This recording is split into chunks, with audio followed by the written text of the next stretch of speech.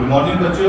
आज हम आपके साइंस क्लास 6 के एक बहुत ही महत्वपूर्ण चैप्टर है फाइबर टू फैब्रिक के बारे में आज आपको बताने जा रहे हैं। सबसे पहले फाइबर क्या होता है और ये फैब्रिक क्या होती है। तो फाइबर जान लीजिए किसी भी कंपोनेंट्स का जो पतला सा तंतु या जो पतले धागे जैसा होता है उसको फाइबर्स बोलते हैं, और उससे जो हम लोग फैब्रिक कपड़ा बनाते हैं।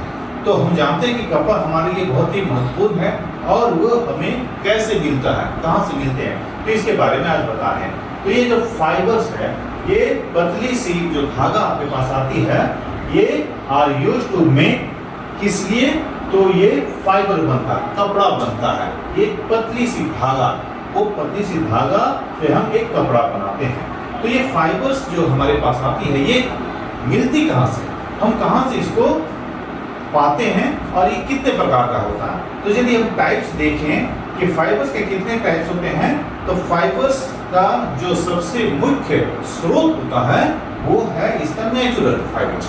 नेचुरल फाइबर्स उसको बोलते हैं जो प्रकृति से हमें मिलती है। तो ये नेचुरल फाइबर्स हमें प्रकृति से जो हम ले रहे हैं वो आपको क्या करता है, प्लांट से या एनिमल से, क्योंकि नेचर्स में हमें ये प्लांट्स और एनिमल्स ही अवेलेबल हैं, और उनसे जो हमें ये फाइबर्स मिलते हैं वो हम बनाते हैं कपड़े।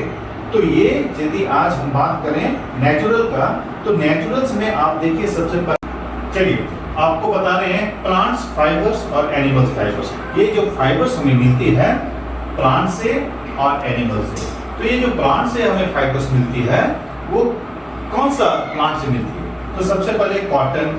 कॉटन क्या होता है, जैसे हम लोग इसको कपास बोलते हैं हिंदी में, और जैसे हम लोग कपड़े बनाते हैं, कपड़े पहनते हैं, ये इसका जो रेशा आती है, धागा आती है, ये कॉटन।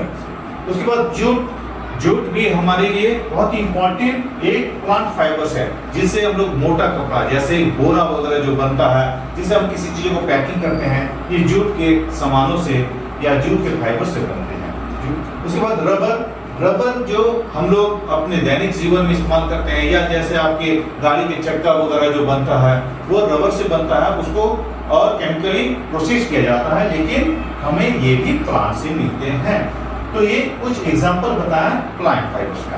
इसके बाद एनिमल्स की तरफ हम जाएं तो एनिमल्स फाइबर से भी हमारे दैनिक जीवन के लिए बहुत सारे चीजों को हम लोग गेन करते हैं। जैसे इसमें ऊन, जो हमारे गर्मी का वस्त्र होता है, या हम ठंडे के दिनों में जो गर्म कपड़े पहनते हैं वो हमें ऊन से बनाया जाता है। तो ये ऊन हमें कहाँ से मिलती है, तो सीप, जितने भी आप सीप भेड़ वगैरह देखते हैं तो वो उनके बालों से हमें ऊल के रॉ मटेरियल मिलते हैं। उसके बाद कैमल से भी मिलता है, और भी कुछ जानवर हमारे पास हैं, रेनडियर्स वगैरह, उसके बालों से भी हम लोग ऊल बनाते हैं। सेकेंड एक सिल्क है।